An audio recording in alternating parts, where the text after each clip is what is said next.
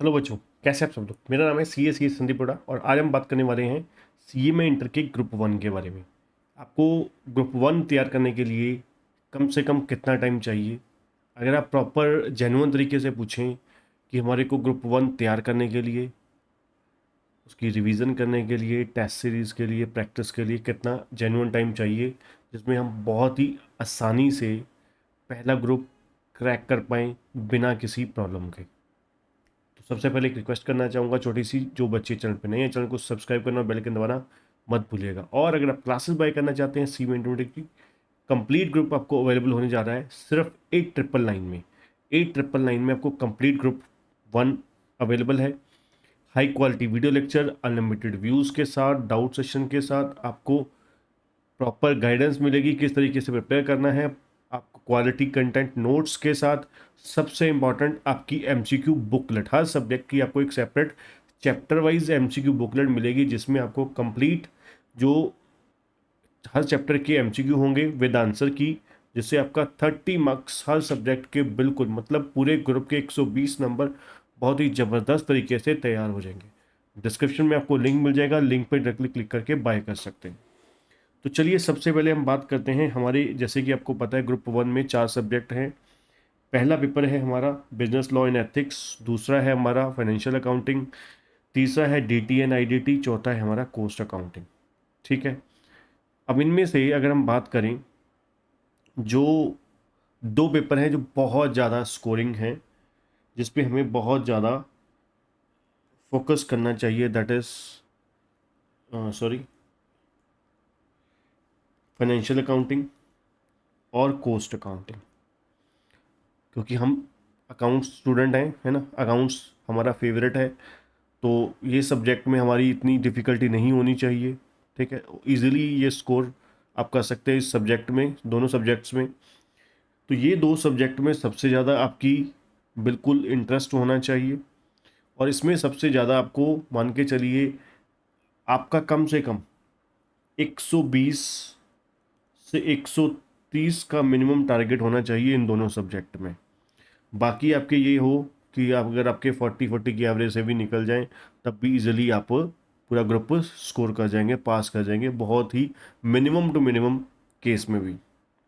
ठीक, उसके बाद बिजनेस लॉ एंड एथिक्स काफ़ी लेंथी है, DTIDT भी आपको पता है लेंथी है काफ़ी। ठीक है, इसको अच्छे से आपको स्टेप बाय बताऊंगा कि कैसे करना है। तो सबसे पहले हमें, जैसे मैंने आपको बताया, दो सब्जेक्ट हमारे जो सबसे इम्पोर्टेंट, स्टेप वन में आपको यही तैयार करने हैं, शुरुआत इसी से ही करनी है, और मैं आपको बताऊंगा कितना समय इनको लगेगा। स्टेप वन में हम लोग सबसे पहले FA प्लस कोस्ट, ये दोनों सब्जेक्ट स्टार्ट करेंगे।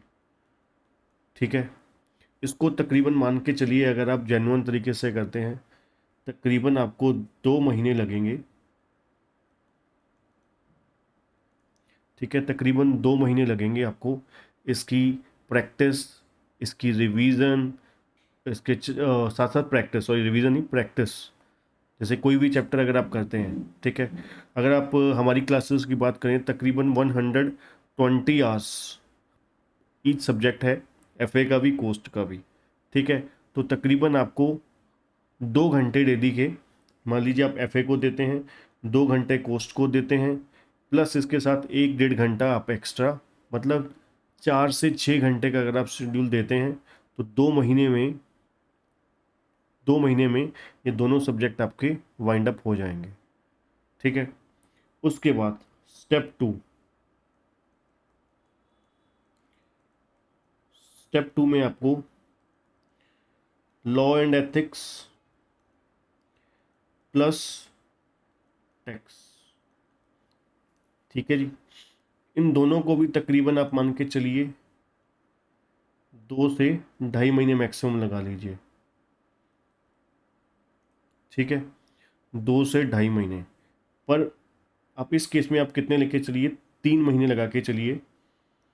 बताता हूँ इसका, इसके पीछे का कारण। इसके पीछे का कारण बच्चों ये है कि आपको साथ साथ एक काम और करना है। ठीक है, एक काम और ये करना है कि आपको लॉ एंड एथिक्स और टैक्स के साथ साथ आपको अपना 25% जो समय है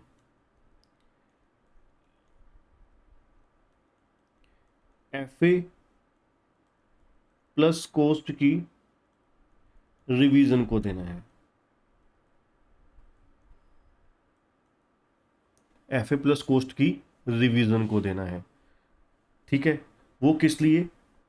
क्योंकि देखिए, जब अगर आप ऐसा करते हैं कि भाई आपने पहले 2 महीने किया सब्जेक्ट, फिर ये दोनों सब्जेक्ट किए, पहले 2 एफए कोस्ट किया, उसको छोड़ दिया, लावारिस छोड़ दिया, फिर लॉ एंड एथिक्स को पकड़ा और टैक्स को पकड़ा, ठीक है, 3 महीने उन दोनों को लवारिस छोड़ दिया, तो खुद सोचिए 3 महीने के बाद, 2.5 से 3 महीने, मान लीजिए 2 महीने में आपने निपटा दिया इसको, तो 2 से 2.5 महीने के बाद जब आपने फाइनेंशियल कॉस्ट को पकड़ा तो आपको बहुत कुछ भूल चुका होगा। फिर आपको दोबारा जीरो से स्क्रैच से स्टार्ट करना पड़ेगा, चीज़ें याद करनी पड़ेंगी, हाँ मैंने ये किया था, मैंने ये नहीं किया था, ये अच्छे से आता था मेरे को।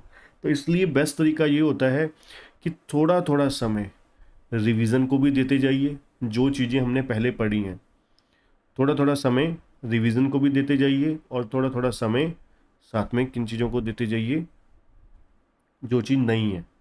मतलब 25 से 30% टाइम पुरानी चीज़ों को रिवाइज करने पे लगाइए, बाकी 70-75% समय जो भी आप दे रहे हैं वो न्यू चीज़ों को दीजिए। जिससे क्या होगा, आपकी पुरानी चीज़ें आपके पॉकेट में, आपकी पकड़ में रहेंगी, और नई चीज़ों का जो आपका टेंशन है कि भाई मेरा सिलेबस कंप्लीट नहीं हुआ, मेरा सिलेबस कंप्लीट नहीं हुआ, तो नॉर्मली बच्चों के एक बहुत बड़ी प्रॉब्लम होती है कि हम सिर्फ और सिर्फ सिलेबस की तरफ देखते हैं, जाते हैं, ठीक है। हमारी इंटेंशन ये नहीं होती कि हम किस तरीके से उसको ख़त्म करें, प्रॉपर जेन्युइन तरीके से उसको रिवाइज करके ख़त्म करें। सिर्फ ख़त्म करने की तरफ होता है, ठीक है। उसको एक टेक्निकल वे में, एक जेन्युइन वे में ख़त्म करने की लॉजिकल तरीके से नहीं सोचते कि भाई सिर्फ सिलेबस ख़त्म करके हमें कोई मैराथन थोड़ी ना जीतनी है। हमें तो भाई अच्छे तरीके से, जब तक सिलेबस आपको, चैप्टर आपको आता नहीं होगा, ख़त्म किया होने का क्या फ़ायदा। इसलिए बढ़िया तरीके से साथ साथ प्रॉपर जेन्युइन टाइम रिवीजन को भी दीजिए, जो ये चीज़ कोई नहीं बताता आपको, ठीक है। प्रॉपर रिवीजन कीजिए, साथ साथ लर्निंग कीजिए, फॉर्मुलेशन, फॉर्मेट, पॉइंट्स, पॉइंट्स को, प्रोविजंस को बार बार रिवाइज कीजिए, ठीक है। देन अब देखिए, आपको तकरीबन 5 महीने लग गए, और 1 महीना, 1 महीना कम से कम, एक से, अगर आप 2 महीने, 1 से 2 महीने आपको कम से कम सेपरेट रिवीजन प्लस आपकी टेस्ट वगैरह आपको देने चाहिए, ठीक है। अब ये आप मान के चलिए, आपके पास, आपको जो ज़रूरत है, कम से कम 6 महीने, कम से कम 6 महीने आपको चाहिए। अगर आप गारंटिड, और आपके पास समय ज़्यादा नहीं है, अगर आपके पास समय ज़्यादा है तो आप 4 महीने में भी ख़त्म कर सकते हैं। 4 महीने में कैसे ख़त्म कर सकते हैं? अपना टाइमिंग बढ़ा सकते हैं। टाइमिंग कैसे बढ़ा सकते हैं? जो मैंने आपको बोला 4 से 6 घंटे का, अब 8 से 10 घंटे का टाइम देते हैं तो 4 महीने में ख़त्म हो जाएगा, ठीक है ना। जो सब्जेक्ट आपका 2 महीने में ख़त्म होना है, वो आपका 1 से 1.25 महीने में ख़त्म हो जाएगा। तो अपने आप टाइमिंग की, पीरियड की ड्यूरेशन कम हो गई, ठीक है ना, पीरियड की ड्यूरेशन कम हो गई। पर तरीका यही रखना है, वे यही रखना है, प्रोसेस यही रखना है, ठीक है। अगर आप चाहते हो कि पहली बार में आपका पहला ग्रुप ज़बरदस्त तरीके से क्रैक हो, ठीक है। तो आज के लिए इतना ही बच्चों। जो बच्चे चैनल में नए, चैनल को सब्सक्राइब करना, वीडियो को लाइक करना मत भूलिएगा, और क्लासेस बाय करने के लिए विजिट कीजिए KCC tutorial.com पे, और डिस्क्रिप्शन में आपको लिंक मिल जाएगा। Thank you.